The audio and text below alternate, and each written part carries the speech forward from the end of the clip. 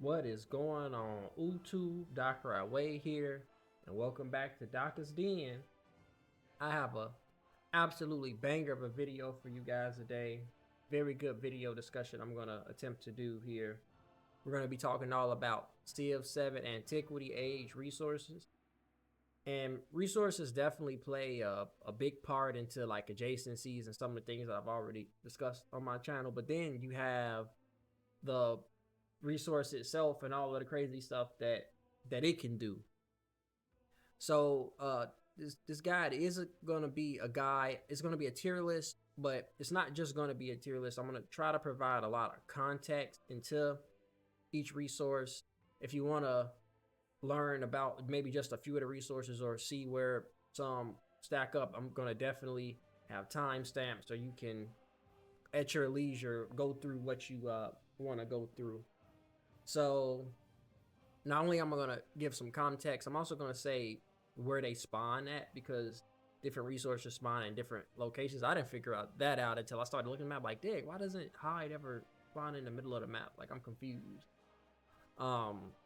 So a little bit of that as well. And then there's definitely a great resource if you go to any other resource, and I'll put a lot of links in the description. You can go down here and learn about all of the different resources, and they got the little blurb about them and what they do and stuff like that. So a lot of the research I did came from here, and then my gameplay experience as well. Okay, and then it's no secret, the camels. This is an alphabetical order, but for whatever reason, the S plus, the best thing is definitely the best resource is definitely the camel. And then let me say I'm gonna rank them. S plus, there's only gonna be one in there if it's the best, and that's obviously my opinion. S is gonna be resources that you're definitely gonna want to have. A tier is kind of like if you can get them, then get them, but like they're not necessarily a requirement. And then B, C, and D are kind of like the lower ones. So I probably won't even use C and D because I think that all resources have their place, but some of them may not be a little bit more situational. I think that's what B tier is going to be. B tier is going to be more situational. So I'm going to provide more context, like get them. Good to have. And then I'm going to say this is more situational. Okay, if I spelled that correctly. All right, so S tier is like definitely the best resource. I'm only gonna leave it for one. And the reason why the camel is good, and I'll talk about just a little bit kind of background. It's a city resource. You can only slot them in cities. It does add 1 gold to the tile that it's on, and then it provides 2 additional resource slots in addition to the slot that it's in. So it's kind of like 3 slots in a way. It only spawns in desert and plains, but it doesn't, on paper, it doesn't seem like, oh, it's just giving you extra slots to put more stuff in it.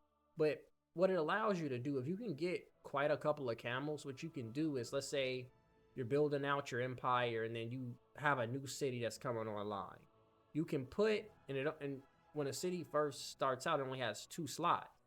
You can put like 1, 2, 3 camels inside of that city, and now you have all these slots. And then of course you're building up resources over time. You can stick a whole bunch of food, or better yet, a whole bunch of production, and allows you to get your cities online very, very quickly. It's kind of like a snowballing effect. So if you can't get the camel, you can trade for the camel. And I mean, just the fact that it allows you to snowball a game and get your cities online very quickly in combination with the other production resources in particular, 10 out of fucking 10. Like, it's quite ridiculous. It's a 10 out of 10. Slam dunk. I will go to war for the camel. All right, so then the next one is cotton. Cotton is a bonus resource, so you can put them into cities, and you can also put them into the towns. They do also provide a 1 gold tile effect on the tile that it's on. And then this gives you 2 food and 2 production. They spawn in grassland and desert slash plains. I think when they're wet.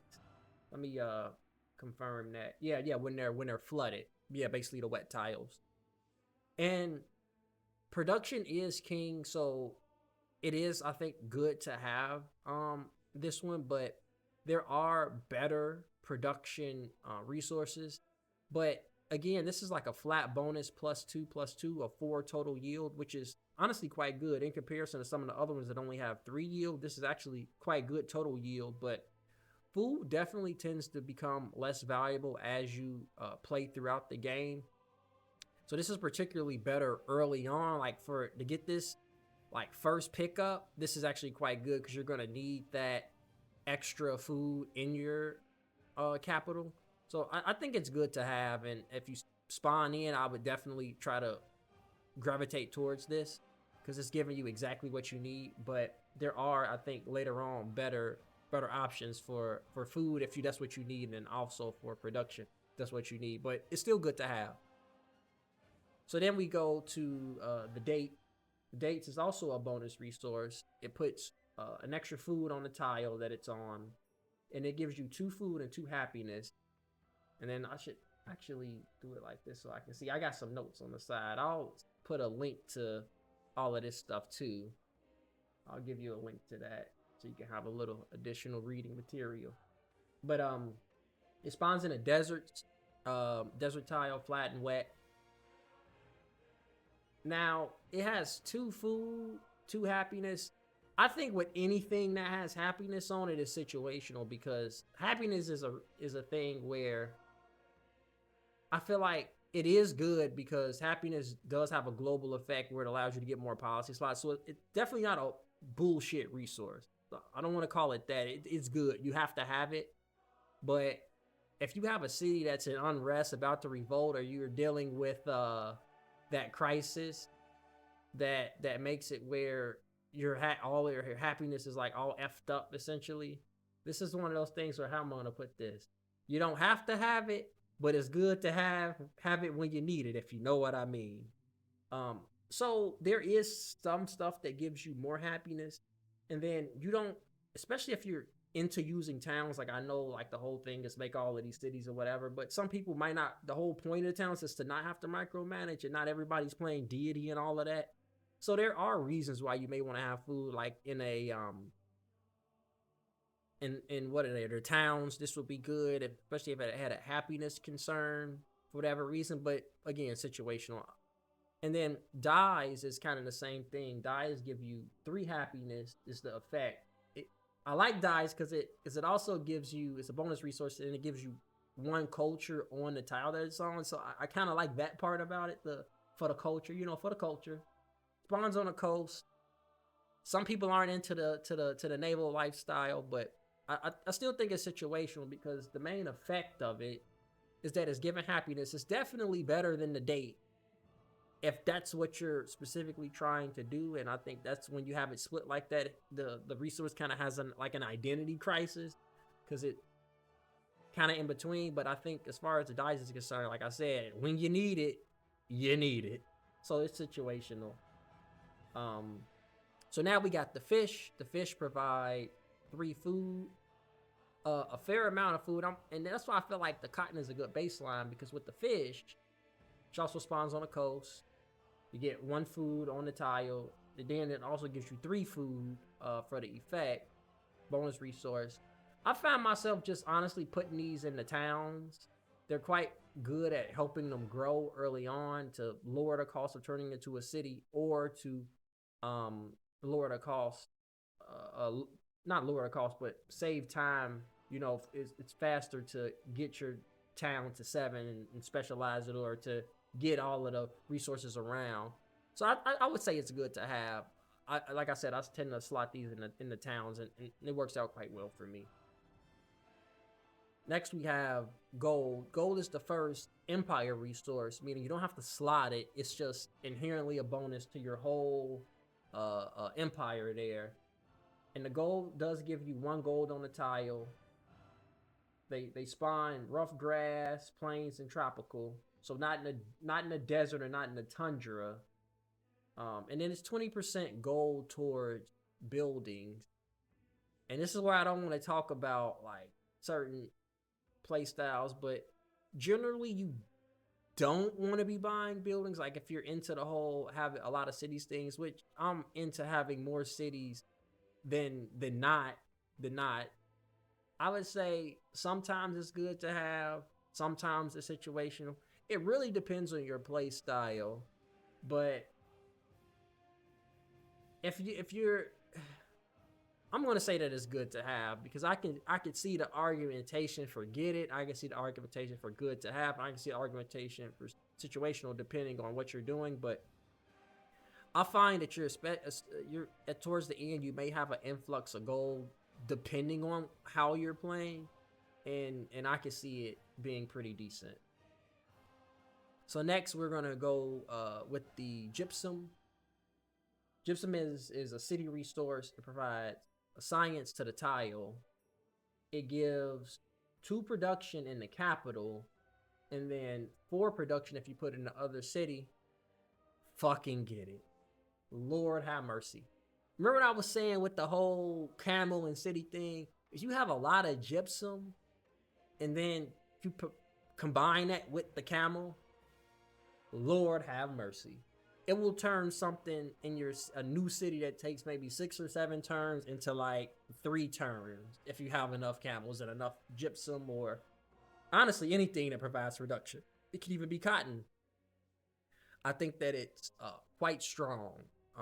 And there's not too much else to say about it other than you mainly find it in the tundra, but it can be found in plains too. But I find it more abundant in a tundra. You may not want to you may not be there, but you can definitely, like I said, trade for any of this stuff. So yes, definitely get it. By the same token, the hides you find in the tundra as well, and the hides is a bonus resource. It's the bonus kind of cousin brother of the gypsum, and then it provides 1 production on the tile, which I find to be quite nice, and then it provides 3 flat production. Definitely get that, because in a lot of ways you may want to put this in your capital if you still want the production in your capital, and then like the gypsum goes outside of your capital because that's where it's going to be most beneficial to the city. I wouldn't put this in a town obviously because then at that point it's just +3 gold. That's not as exciting as +3 production. Again, since the production is really the king, the production is always gonna almost pretty much be a get it if you can get it. And that's why I think that it's S very very strong. Anything with that. Now, horses is one that's kind of difficult to place because on if you play online, if you're really into that, if you like to play online and you're a hardcore min-maxer and all of that, like I could see the argument for placing this in S, for sure, because there's going to be quite a bit more fighting in like a human versus human type of a game. But if you're doing the whole Sim City type of thing, or if you're, and I know I'm not gonna play about Seas, but like you're gonna be trying to use the unit that's special for the Sea. If it's not horses, then it's like good to have. The horse gives empire-wide resource. It does provide production on the tile that it's on. I always like that, and then it gives 1 combat strength to the cavalry, the horse, and then another one if you're fighting against the infantry. Lord have mercy. I think that it's good to have that. If you're using a sieve that using cavalry, I mean, I got a video up where I'm using the cavalry, and I have like a shit ton of horses. I'm using the cavalry, the Carthage, the Nubian, the Numidian or Numidian, whatever they're called, the cab that you got to purchase only. I absolutely did too much damage. It was quite good, but generally speaking, I think it's just good to have. I wouldn't like be gunning for it per se, unless you were like very heavily trying to fight, and that's all you were trying to do, wipe out the map. If you're playing it from that angle, then fine. Like if you're into that. if you like that. And then the horses spawn in the grassland, plains, basically the flat areas of the map. And then the next is the incense. And I was kind of thinking about this. It's like, okay, you got to be careful with this because it's 10% to the city that it's in. And like some people like, well, you know, when you got your capital down, oh, well, I'm making 30 science, but you start off with 10 science already. So it's like that's not really being made in your city. So you got to really have to go into the city and see like how much science you're like actually getting. But I think that it's generally good to have. I wouldn't say that it's like king because like one it's just like one resource, whereas production allows you to do all types of stuff, make more units, make buildings that can get you all different types of yield type. So like something like gold or production is like a catch-all type of method to going about the game. But I think it's generally good to have the incense. It provides one science on the tile that it's on, and then it spawns in just vegetated desert and vegetated plain. So it's a little bit more of a restrictive resource to get your hands on. Very limited spawn points, has to be on vegetation in a particular area.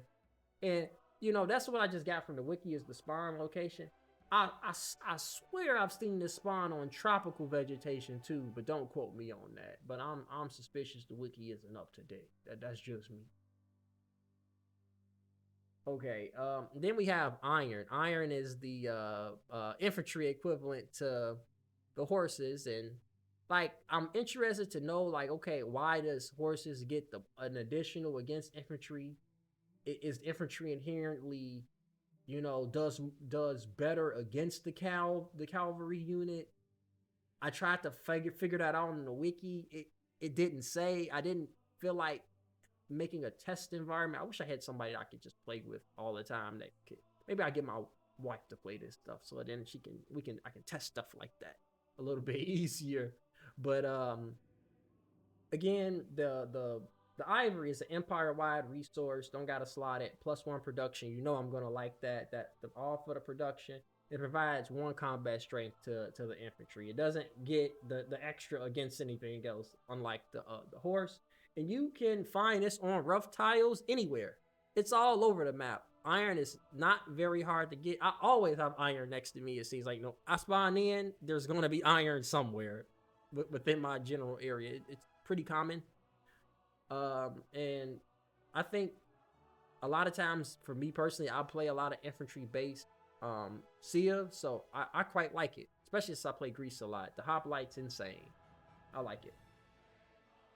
Now we have Ivory, another empire-wide resource, and the marble. I'll get into the marble and Ivory in particular. This is also a kind of a hard one to rate. Empire-wide resource, 1 culture on the tile. It spawns in desert, plains, and tropical, and in the grassland forest in particular. And it provides a 10% bonus to wonders in tropical, desert, or plain biomes. So it's kind of like, okay, where it spawns at is where you should be building it at, pretty much, with the exception of the grassland. So it kind of fits pretty nicely. Because I know, like, I'm an actuary major. You know, I majored in actuarial science. Like, I'm really into like the math and stuff. So like a 10% boost is like a 9.09%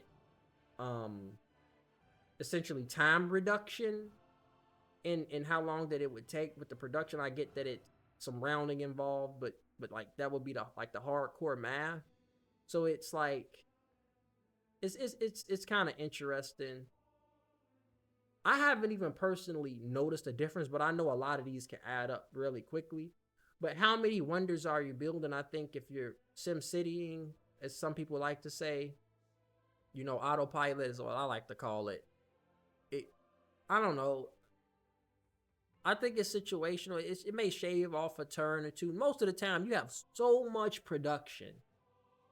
You know, when you're playing these games, I mean, you're cooking the AI essentially in terms of the production, the yields. I don't find it to be that important. Online, I bet it's important as hell. But I'm not coming at it kind of from that angle. I don't know. Final offer A tier. I feel like I'm gonna have it in the middle. It's good to have. I don't think it's bad. I think if you're playing on higher difficulties, it's probably better. I usually play. I don't play on deity. I usually play governor. What's the other one above governor? I usually play on like a mid tier difficulty for the most part because I don't want to sweat. I just kind of want to relax and kind of enjoy the game. I'm not a min maxer. And then we have Jade. You know, I'm gonna keep this to the Antiquity age. I think it's insane in exploration, but it's just providing you 15% gold for the city that it's in, one culture on the tile, city resource. For whatever reason, I didn't research where this one is located at. I find this primarily in a tundra though, from my experience, and I don't think it's a must pick up. I think it's good as hell to have though. I feel like the buildings in the Antiquity, you just don't have enough gold coming from one city yet to really ramp up the benefit of having all of these. But it's I don't know, maybe I'm mistaken, because you do have specialists, which I tend not to use as much. And if you wanted to, you can make a city, put specialists on the coast, put the specialists in there on gold, and like stack these up quite hard. And I could see definitely the argument at that point to have like a city kind of specialized in that way. That does take some planning. It's not as easy as doing the whole camel production madness, but I see the argumentation. I can see the argument for that. For the culture, for the culture on the tile, and for you stacking them up like that in a city where you got the specialists on the right shit. I can see that. I can definitely see that. I gotta start using the specialists more. I can see that. That's what somebody's gonna say. Now the Kaolin, the clay. It's white clay. Let's be for real. It's clay. So for the clay, city resource, 1 food on the tile, 2 food in the capital, 4 in the other cities. It's good. It's good to you know, it like, let's compare it to the fish. Okay. So with the fish, you could put this in a town, which is where you want the food at, because the production ain't doing nothing really. It's giving you gold at that point. And then you only can put this in a city. So, and then you want to, when you get a new city, you want to do the whole camel and production thing. So it's gonna go somewhere if you have it. It's gonna go somewhere, but preferably in a new developing city. But okay, so then we'll put this in that city that you're taking a camel and doing the weird camel stuff from. You're doing the weird stuff with the camels. You take it out of that city that you switch it from.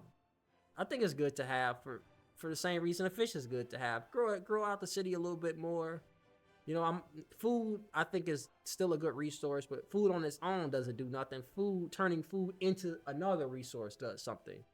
So I think it's good to have. I'm using it. It's not like I'm like, I don't know where to put this. I'll throw it in here. Like I am thinking about like, okay, this city needs food. I'm gonna put it here. Spawns in tropical grassland and plain wet tile. So it's always gonna be on a wet tile. And it spawns into relatively a wide variety of areas. I like that. Now, I am going to be, as you probably have seen, I am putting cars up here. This car is going to look different because I didn't have, when I was making a video and getting the information, I didn't have the economic city state. But the Lapis is like kind of a special city resource. You can't find it on the map. It comes from the economic city state bonus when you become a scissoring of them. You can choose this bonus, and it's good.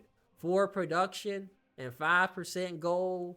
It's the gypsum, but always 4, and a little bit of the jade. Absolutely. Now it's expensive. You gotta get it from the thing, but the economic city state, but it's nasty, and I like it. Oh, I get it every time. Economic. Oh yeah, I can get that 4 product. Easy money, easy pickup, easy pickup. I'm doing it every time. All right, now we to the marble. We kind of talked about the ivory. The part that I find weird about the marble is that it spawns in the grassland, in the plains. However, the crazy part is that when it's, let's say you're in the plains, it's providing you production to wonders in grassland, tundra, in the marine, the ocean. So it sometimes I find it like quite weird to work with. I get that you're gonna have cities all over, but the thing is you're gonna get both of these. I know we're only talking about antiquity here, but it's worth noting that this does become in the exploration age straight up just 10 production towards wonders, period. So although it may not help you as much now, which is probably why they designed it that way, it's definitely going to help you a lot in the next age. And I know I shouldn't factor that into the consideration, but that is a really big like point into why somebody may get it in the antiquity age. So I'm gonna say that you should get this one, and it has more to do with what it's gonna be doing afterwards. But you're securing your borders, and like it does after over time. It does become easier to fight them, fight the everybody else, the map. If I'm not playing online, if I do, I'm playing with like my friends or whatever. So I like it. It provides one culture on the tile for the culture. I'm gonna keep saying I like culture. I'm a culture guy. For the culture, for the culture. I think you should get it. Now we have the pearls, mother of pearl. This is another one of those happiness things. It's the city. These are ones are bonuses. This one goes straight into the city. Only 1 gold on the tile on the coast, +2 happiness in the capital, 4 happiness in other cities. Again, you don't have to have it, but it's good to have when you need it. For the pearl. I wish I wasn't like shitting on the happiness, because again, these are not bad. You do need happiness. You really do. But do you need it over food? Production over happiness, always. Food over happiness. Is it early in the game? Yeah. If it's later in the game, it resets. All the social policies reset anyway. Whatever. It is what it is. You're using it effectively, essentially. Now we have something that I really do like: salt. Salt is a city resource that provides 1 food, 20% production towards units. It's got that whole math inverse relationship thing going on between. I won't get into the math. I'm sorry. I'm being a nerd. Spawns in a desert and tundra. No. I'm looking at silver. It spawns in grass and plainland and in tropical floodplains. No, correction. It spawns in plains all over. But then you can also find it on grassland and tropical floodplains. I kind of read that wrong. So with the salt, I think this is really good when you like swap it. I wouldn't like keep it in one spot. It's really good when you're like need to produce unit.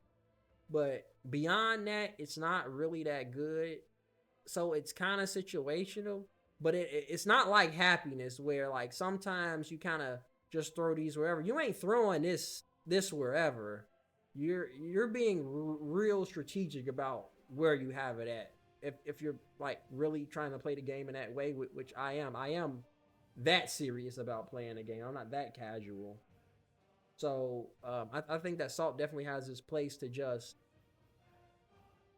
when you need to get those units out quickly, like 2 of these, 3 of these, will definitely get those. Especially if you're batch pumping, you're in a war. Oh man, you're in a war, fighting with France, with Spain, all that stuff, and you need to pump out these units. You're going in a straight war mode.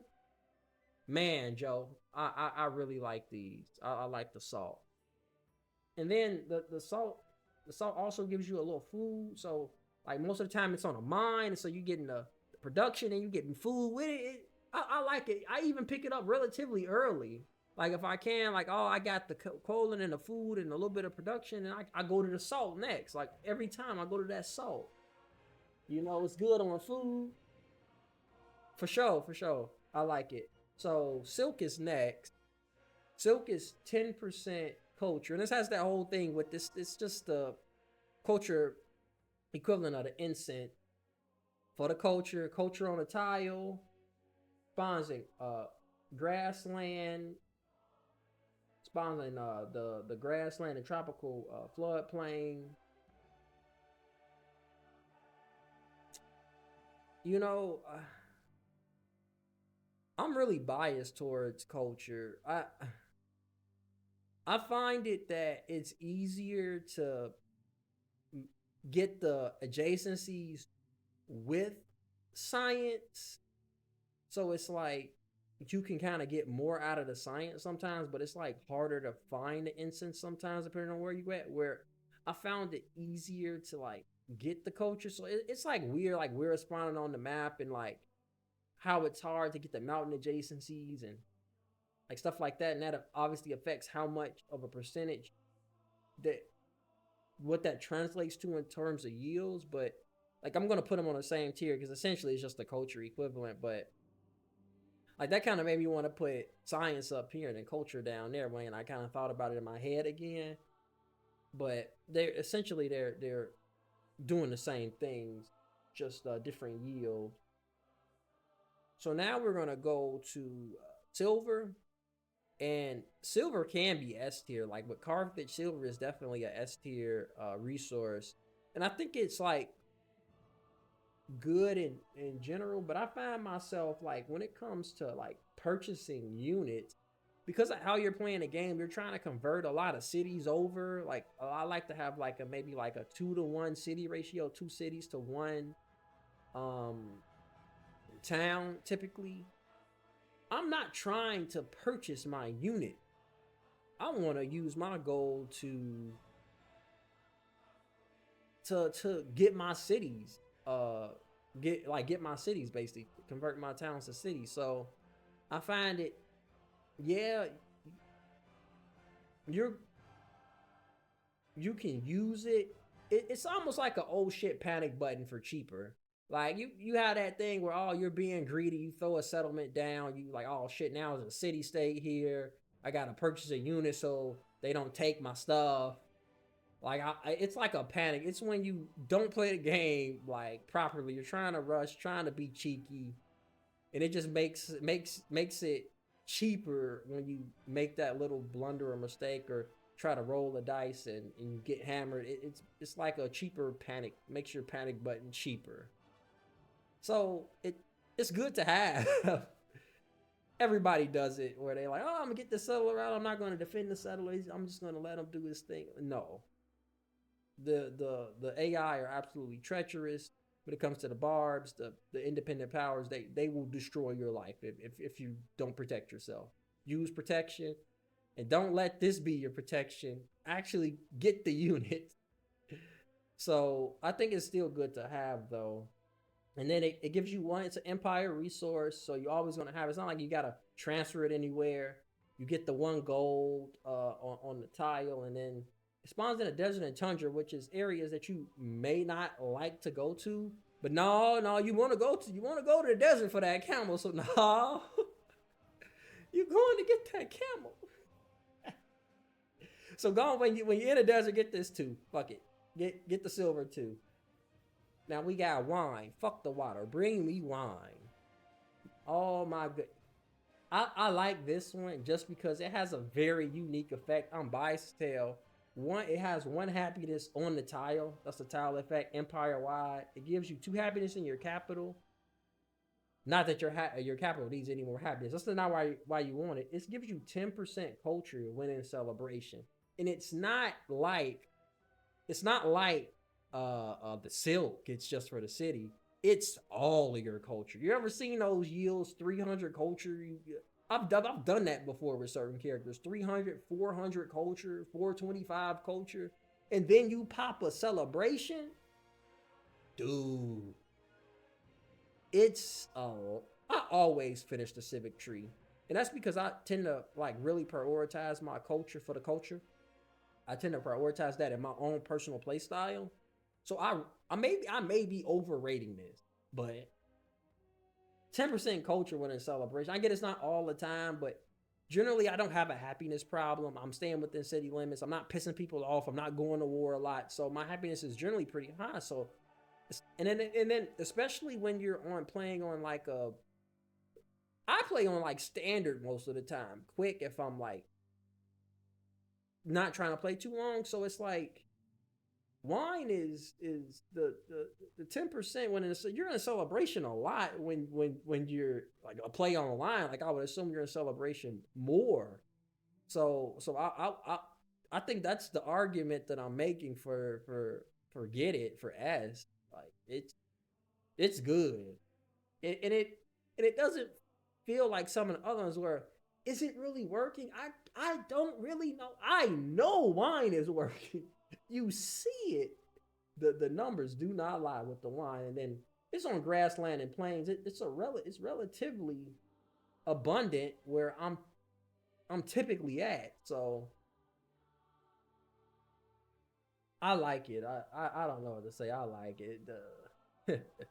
Very unique bonus. And then lastly, we have wool. It's a bonus resource, one production on the tile. You already know I like that.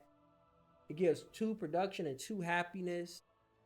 Now I'm looking at cotton right now. 2 happiness, 2 food. Is it better than cotton? Yeah. And it's not better than cotton. No, food is better than happiness for the most part. Happiness is only good when you need it, for the most part. But not you do need happiness. And then wool, can you find anywhere on rough tile? Any rough tile cotton can any rough tile wool can be on. I typically I don't even know where I typically see it. I honestly see it all over. So I that's probably true on the wiki. Sometimes I don't trust the wiki. Uh, but now I want to kind of look. Does this make sense to me? So the the the thing is, if you're doing a camel thing, then these kind of the cotton and the wool kind of go up because in a way you may not have as many of these, but you may have those, and then because you're just trying to get as much production in that city, you may just want to put those up there, and like it's not even the production as it is the fact that the camel enables you to place all those slots, and then it becomes more valuable because it's the only other thing you have production on. So it's like the camel is just kind of influencing the game a little too much. Like I was saying, you're playing around the camel, and then it makes it so when you're doing an economic bonus, you don't have to like have as many cities if you don't want to, because the only way to do that is to either put wonders that have increased resource limits. Some civilizations have like a way to have more resource slots, or you build the buildings, the lighthouse, and the market that gives you 3 more. So I mean, it like you don't have to have a camel to do the economic boost, but you do need a camel if you want to quickly, as soon as you make the city, get high production. That's the only way to do it, and you can do it immediately. So that's why it's S plus. And then this is all production stuff. That makes sense. Gold, yes, gold is good. You can turn gold into anything. I already talked about this. This is a special one. And then I think the 10% culture during celebrations is quite good, particularly on faster times, faster games. It's you get it often, more often. So this is the only one that's questionable. I like that. And then like the food, like yeah, food is good. Like yeah, the food is good. The gold purchasing is nice to have. The salt, ivory, the culture. Yeah.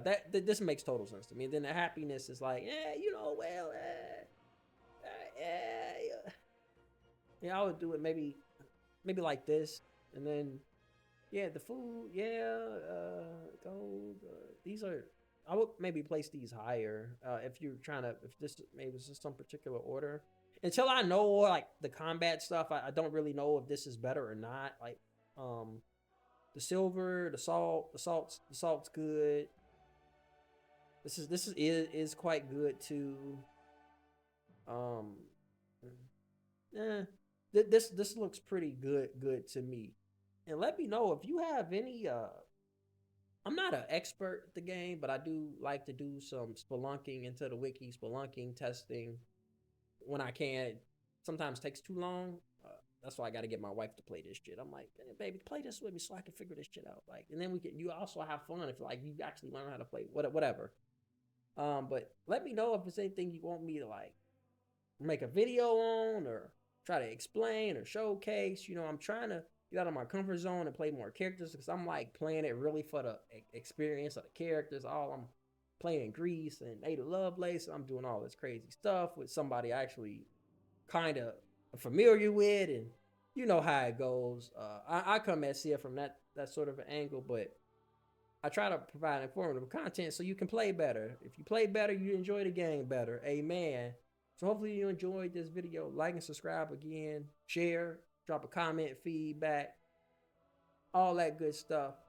And we'll see you in the next video. Have a good one, folks.